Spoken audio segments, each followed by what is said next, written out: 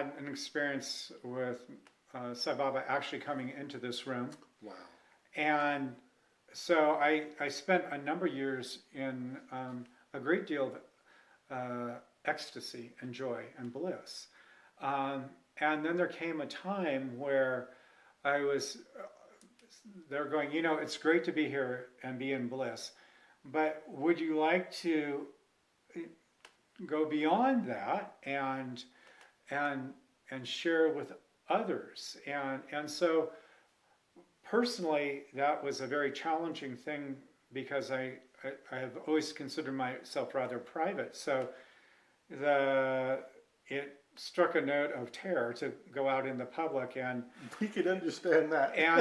and in my own consciousness be a target. It's like, but what happened was is that a couple of years ago, about a year and a half ago actually, I had a surgery, and in that surgery, I had these beings come to me, and they said, you know, you're kind of towards the end of your life, but we'd like to offer you an extended life so that you can continue to do your work.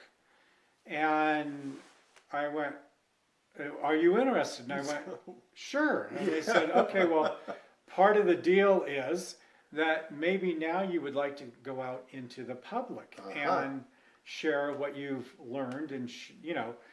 And I think I took a big gulp and went, okay, you know what we have to deal with to get through these blocks, so I would be okay in doing that. And so hence I am now in a place where I'm fully ready to do that. And what happens is, you know, that reluctance was part of an old programming from an old consciousness. Now that's kind of been removed. Okay. And I think more than anything, I wanted to make sure that what I did was pure. Okay. Because I didn't want to get trapped.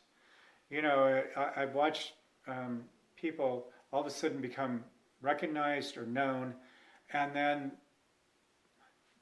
get involved in their own self-importance, yes. And all of a sudden all the good work they've done, now they come trapped in an ego again. Yes. Right? Yes, so absolutely. I didn't want that. Yeah.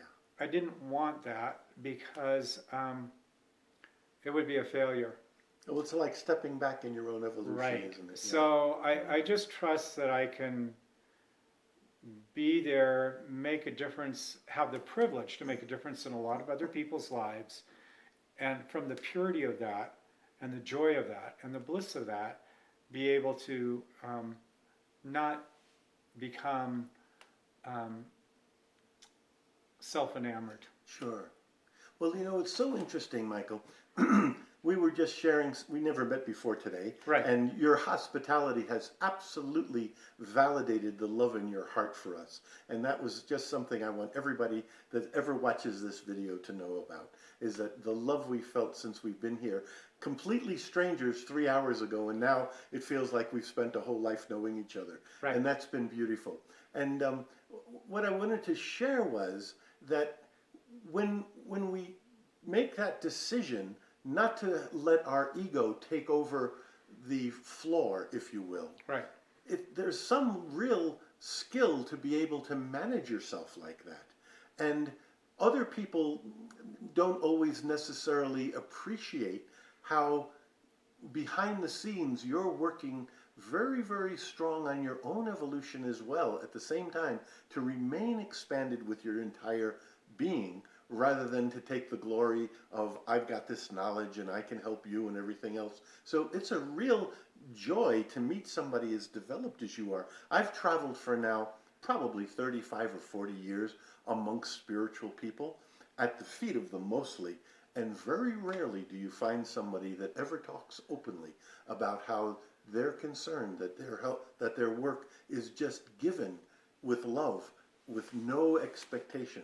And when I did my research on the supportive nature, what I found was the more people that we help, the more nature helps us.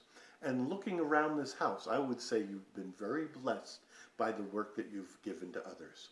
And I wanted really just to acknowledge that publicly. So thank you for that. Yeah. Well, I just want to say publicly that I just trust that I will always be able to be pure in my love and my devotion and extending the love and the bliss. That's my request to the universe, that in doing this work and being in the public, that I can stay in that purity. Oh, that's gorgeous. And it is really true about love. The more you give away, the more you feel, and that's what the whole joy of life becomes after a while. Yeah, Right. the most magnificent. So the other thing I want to say is, I've seen a lot of great teachers, okay, that have done incredible work. But what happens is oftentimes, particularly when you have a tremendous amount of people, they start to adore you. And if you start to believe in their adoration, you fall. Absolutely. And it becomes a trap. So that's the challenge of any teacher on the planet that's doing this work. And I just pray for all of us, because I know so many people are doing so much great work, that we don't get trapped in that. Yeah. So one of the things that Ryan and I have become aware of, and the reason we call this video channel Live Gap, is that one of the ways we help, or we think we're keeping our ego from driving the show, is that we allow nature to set up the next appointment. And we don't really have an agenda very often. When we came to Sedona and to Phoenix, we had no idea what we would do here. And as we made the journey, friends connected us with you, and then we've had this wonderful friendship develop. And so we can't really honestly ever say that we planned that. And so we can't take ownership of that. It's the divine intelligence of nature that's organized it spontaneously. And that's why we love to present this, because we want others to enjoy the gift of living there without their own having to protect it or do anything. It just happens. Right. Yeah, it's really gorgeous. Thank you. It's the way we've probably been together for several hours now. Yes. And I call it the holy instant. It's like, we're bonded instantly, and we know each other. There's nothing that we don't know vibrationally, and that's, I believe, where we're headed as on this journey of awakening.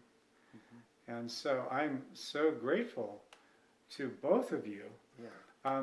But it's like you were saying, I got a phone call the other day, and there's these two brothers are coming from Iowa, and I'm like, okay, Sure. all right, Yeah. and there was just this wonderful trust that whatever was to happen was going to happen, and of course here we are. And I wanted to just share with our audience, when we pulled down your lane, we had no idea what house was yours, and they had an unexpected snow here in Sedona. Is that correct? Right. So your house numbers aren't easily visible. Right. But you told us that you had an intuitive nudge from Sai Baba, right? Tell us that little story. Yes, I was like, all of a sudden I felt Sai Baba go outside, they're here.